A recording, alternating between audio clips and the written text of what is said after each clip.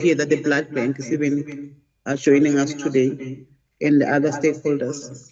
Colleagues are also from Labour. Labour was invited. Labour represent the nurses, and when there are challenges, they are there for the nurses. Can I hear who has honored our invitation so that we can appreciate them?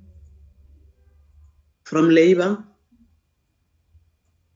Good morning, Chair. My name is Piero Marx. I'm from Solidarity Nurses Network, representing for Solidarity Union. Thank you.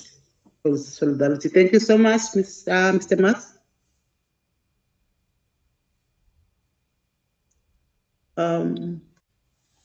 Any other person from Labour?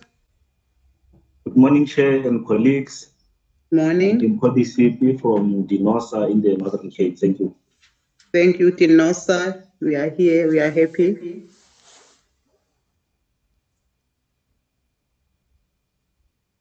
Any other?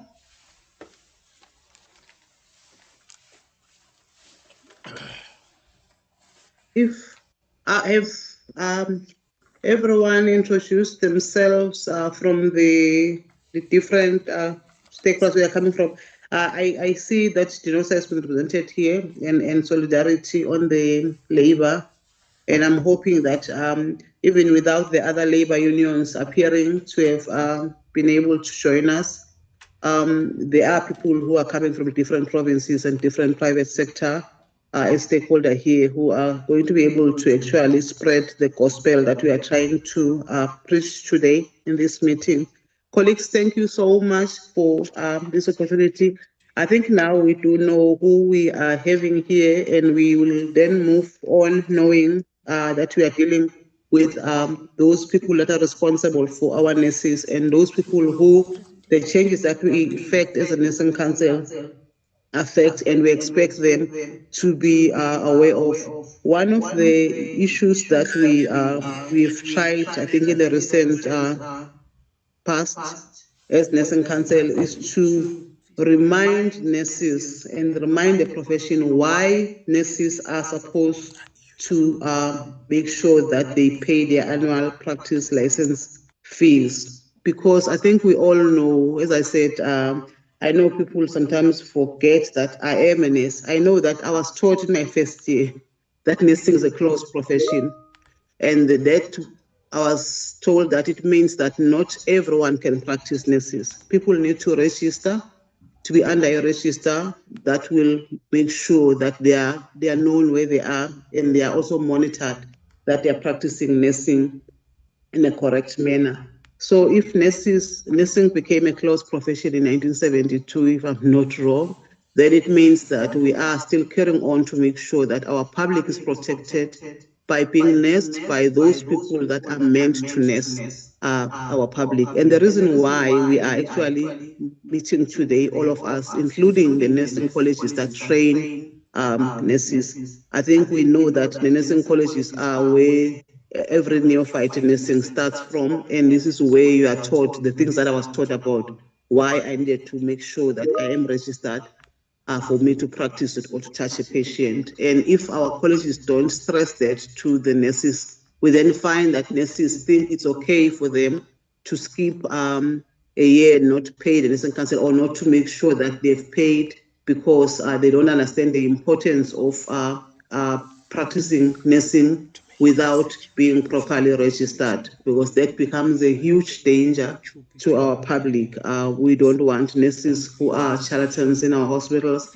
We don't want, men of straw to come to our public and private hospitals to claim to be nurses. And I think where those people have been identified by nurses themselves, they've been able to report them to the nursing profession. And having said in the PIC committee of the Nursing Council, which is a preliminary investigation committee, in the last council, in the 16th council, I think we dealt with quite a few of those nurses that were reported, who would have come and be employed claiming to be nurses, and who have been picked up by other colleagues that there is something that is not right. And when we check them, we find that, their registration and everything was fraudulent.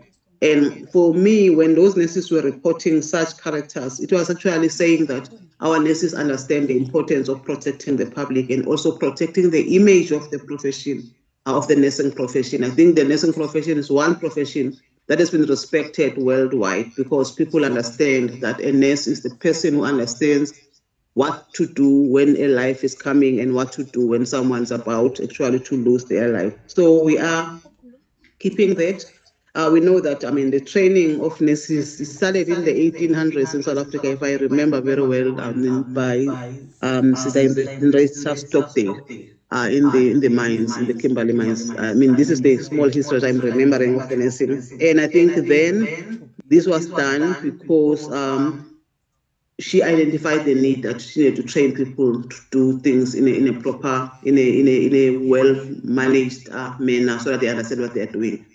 But we've moved as a country to a situation where our nurses are currently in the clinical care, nursing patients who the patients themselves have become our actually, in one way or another, there's a situation that has been created that we are dealing with a litigious community in the country.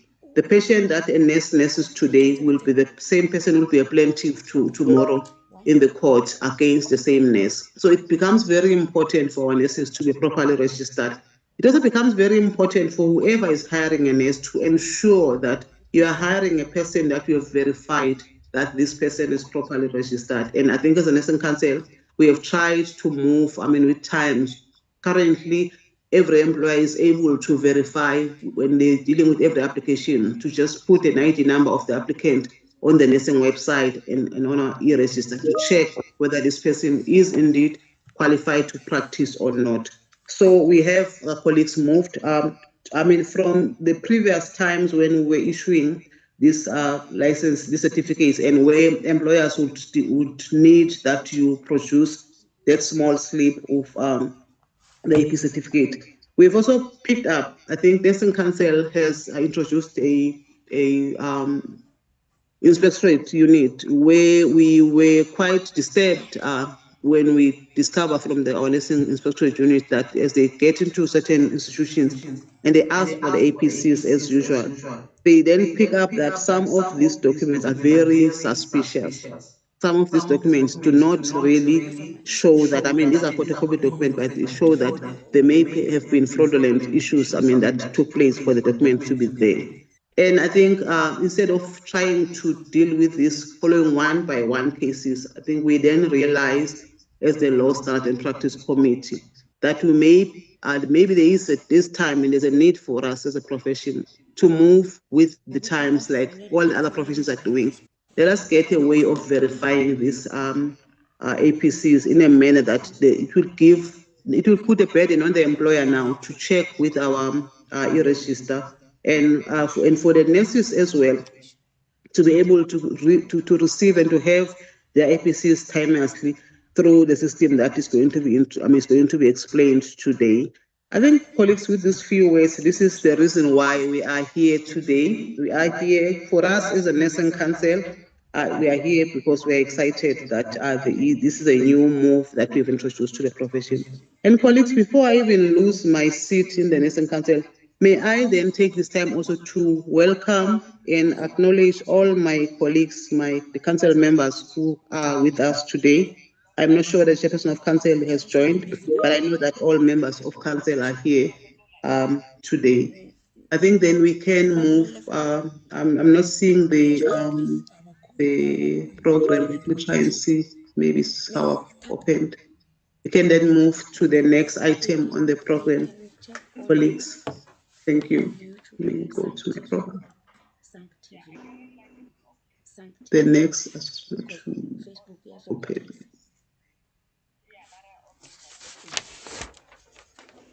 Colleagues, please forgive me. I'm just opening my program using these gadgets. Yeah, we are flighting it. Chairperson, sorry. Saturday, are you able to flag the program for me from your side, please?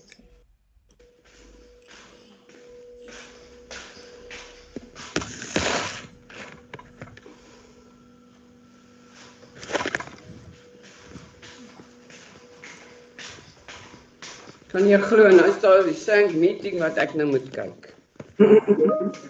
Into details for us. Dr. Mswede is our senior manager, the professional practice division of the Nursing Council. Thank you, Dr. Mswede. The platform is yours. Thank you, Chairperson. Once again, good morning to colleagues and all the stakeholders that have joined us today.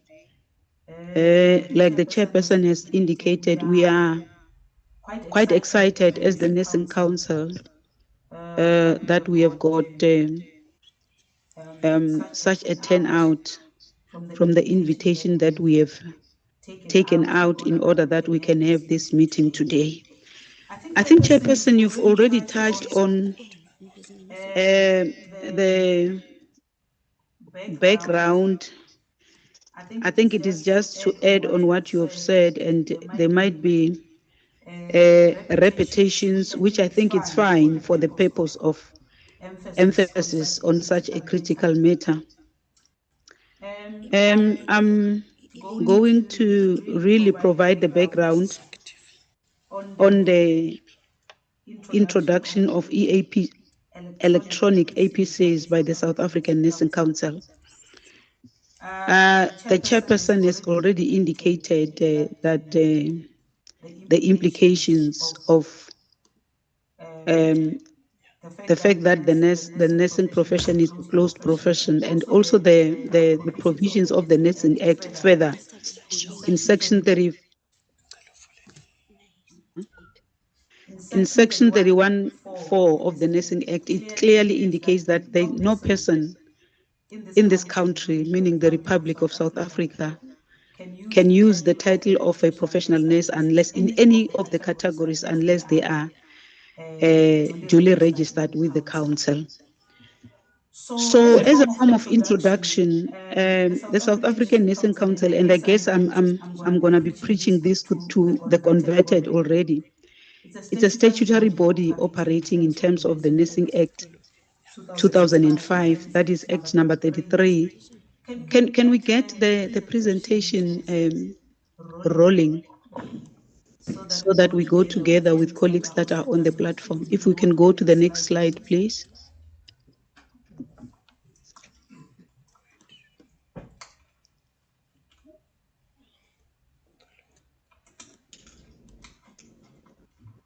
It is not a long presentation. It's, I'm sure, about 4 to 5 slides, so I think we're good.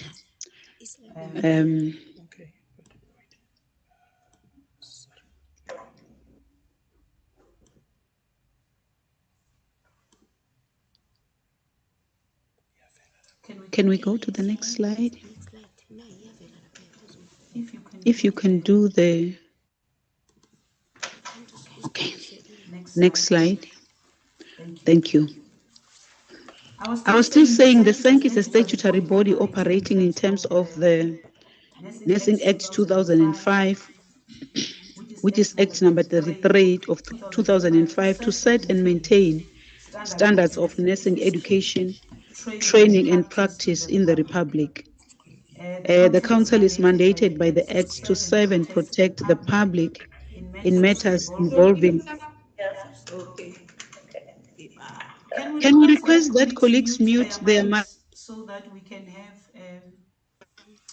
we don't have background noise as we proceed with the meeting.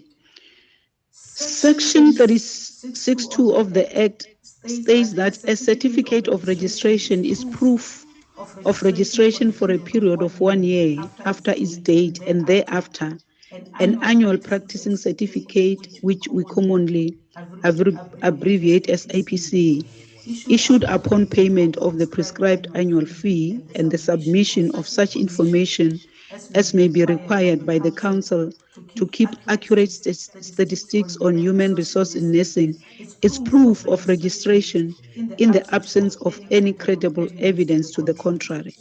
And maybe it is also important to know that it is the Registrar and CEO of the Council that is mandated to keep an updated nurse register in terms of Section 36 of the Act. Now, coming to the background that the chairperson was talking about, the practice has been that after nurses pay their annual fee, APCs are printed and sent to the nurses, and these APCs are used by employers to confirm nurses' registration status. And they are also used by prospective employers who also rely on the printed APCs to verify the authenticity of the nurse's registration before an offer of employment is made.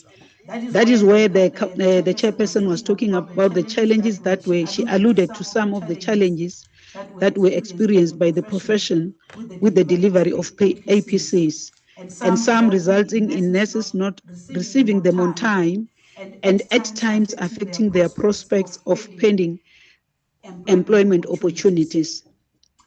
So one of the outcomes of the Council's 5-year strategic plan, that is 2024 to 2029, is to position the Council as a responsive regulator by enhancing the quality of services provided to nurse practitioners and key stakeholders. I mean, having noted the challenges that we can all come up with, and those which we have experienced, those that are still practicing, and those some of us that are no longer by clinical practice, that is what informed the position that the laws took in line with the above provision, that is from the Council strategy. And in its ordinary meeting of the 22nd to 20 February 2024, the Laws, Practice and Standards Committee of Council resolved to review the relevance of issuing printed APCs as proof of registration in the current dispensation and made recommendations to Council. This is what the chairperson was talking about. And then the Council, we are talking about the bigger council now, because the laws is a committee that serves on nursing practice matters and makes recommendation to the council. And then council resolved that the profession be phased appraised on of the council's intention to discontinue the practice of printing and issuing APCs, and that this be communicated through a circular.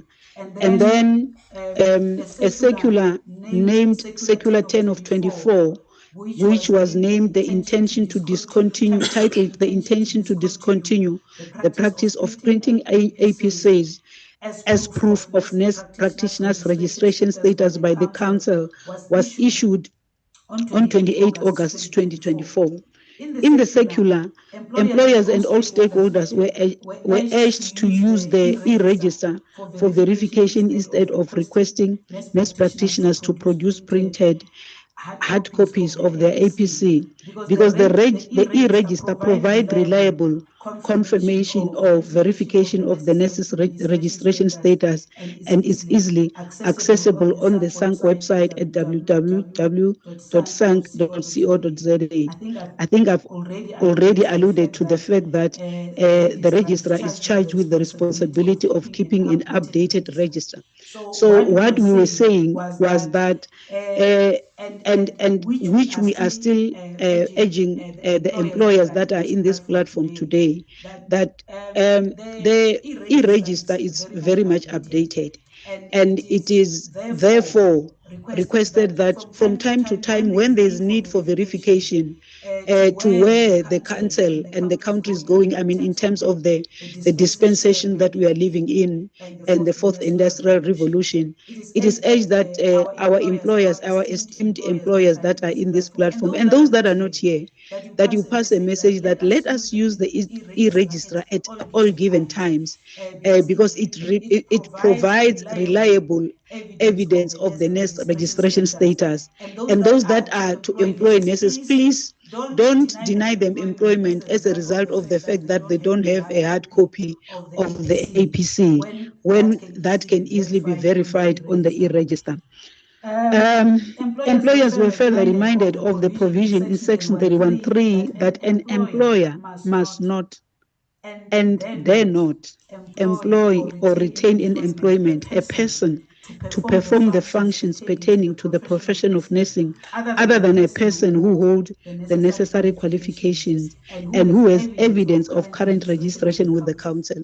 The chairperson of laws has indicated that we have got an inspectorate that is coming, inspecting and coming back with some of the challenges that are there in practice. And it is really a call to ensure that let us make sure as an employer, it puts the burden to an employer, and it also put the burden to an individual nurse to make sure that at any given time, there needs to be current proof of the fact that they are registered in order to be able to perform their nursing duties wherever they are working in this country and even in this country.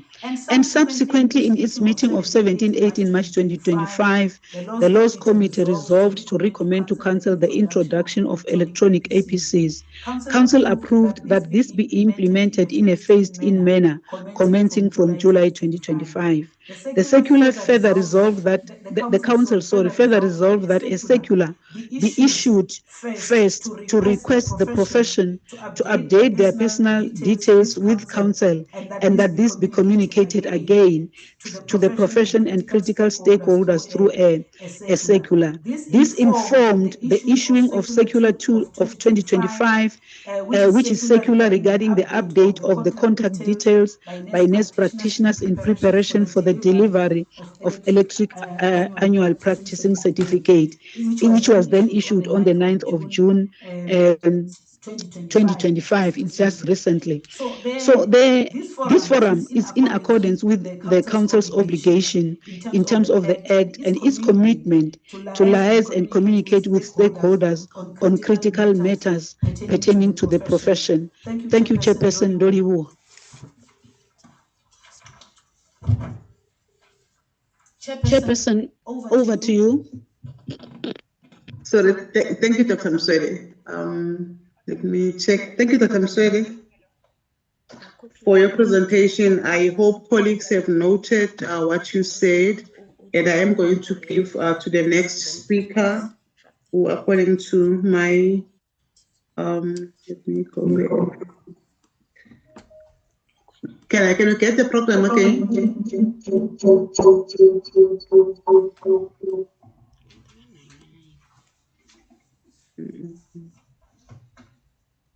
Thank you, colleagues. Dr. Mswede has given us the context and the background of the electronic APCs that we are going to be informed on how they are going to be introduced and how it's going to, how are we expected to deal with this introduction of the electronic APCs. I will then ask our Chief Financial Officer, Mr. Tim Kwena, to present to the profession and to all the stakeholders how this introduction is going to unfold. Thank you, Mr. Kwena.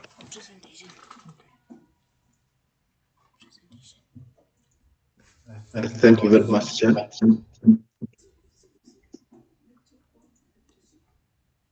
Thank you, Chair. Yes, Mr. Kwena,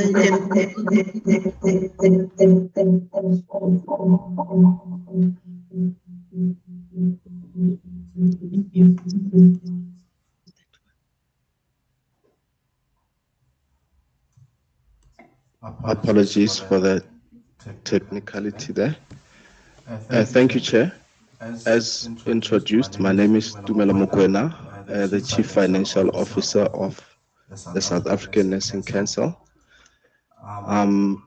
Let me start by greeting the Chairperson of Council and all Council members in the forum. Greetings to our Registrar and CEO and senior management and the broader stakeholders of the South African Nursing Council. Chair, indeed, I am the Chief Financial Officer presenting electronic APCs. I think the reason for this would purely be because the APCs are administered by the Finance Division. So on my side, we are the finance people and not necessarily nurses, but we administer the the administrative part, as well as the revenue collection.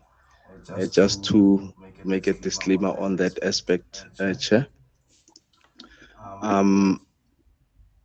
In terms of the background, Dr. Moswede has given how everything unfolded up until where we are now in terms of starting to implement.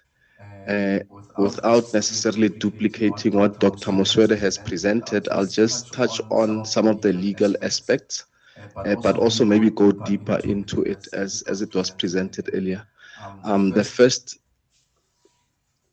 point is around the Nursing Act of 2005, Act number 33, Section 31(3), which states an employer must not retain or employ in employment a person to perform the functions pertaining to the profession of nursing, other than a person who holds the necessary qualification and who is registered under subsection 1 or 2.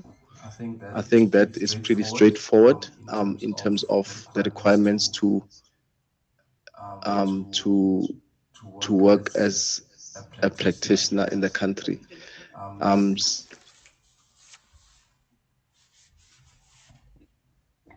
Section 36(2) further states, a certificate of registration is proof of registration for a period of 1 year after its date, and thereafter an annual practicing certificate, APC, is the acronym or abbreviation, is issued upon payment of the prescribed annual fee and the submission of such information as may be required by the Council to keep accurate statistics on human resources in nursing, is proof of registration in the absence of any credible evidence to the contrary. Dr. Moswede did touch on this section of the Act, but I'd like to just emphasize the last part where it says that essentially the accurate statistics is proof of registration in the absence of any credible evidence to the contrary. So I think this is just a reminder or a reiteration of us as the profession, or rather the profession reminding to use the statistics which we have, which is the e-register. So put differently, I think if a practitioner does not have a printed APC, then e-register is sufficient. I think it's just to re-emphasize that point.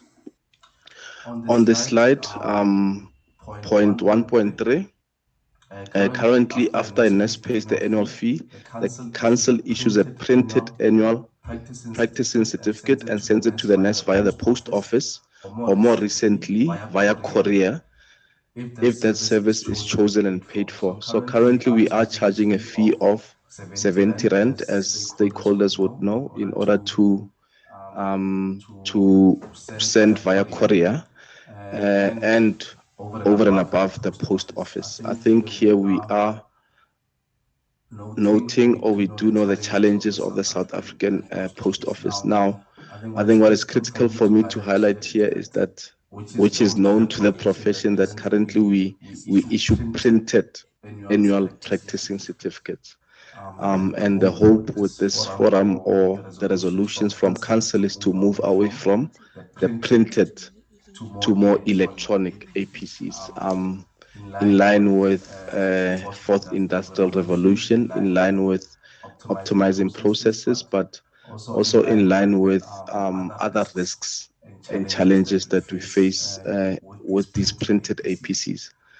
1.4 is stating the obvious. The post office challenges have negatively impacted on the Council's ability to deliver APCs by post, sometimes resulting in nurses not receiving them on time or not receiving them at all, thereby affecting their prospects of securing employment opportunities.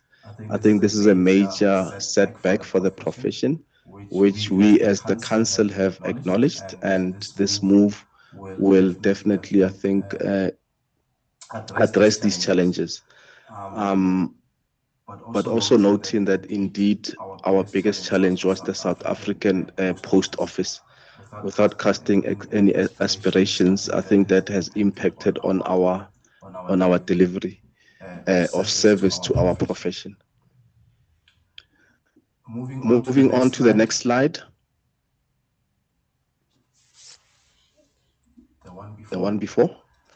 Again, Dr. Muswede has indicated the unfolding of processes from the laws committee. On this slide, it's just to say that the council has notified the nursing profession, employers and stakeholders in August 2024 of its intention to discontinue the practice of issuing printed annual practicing certificates. This is the Circular 10 of 2024, which was alluded to, stating the obvious that at that stage, August 2024,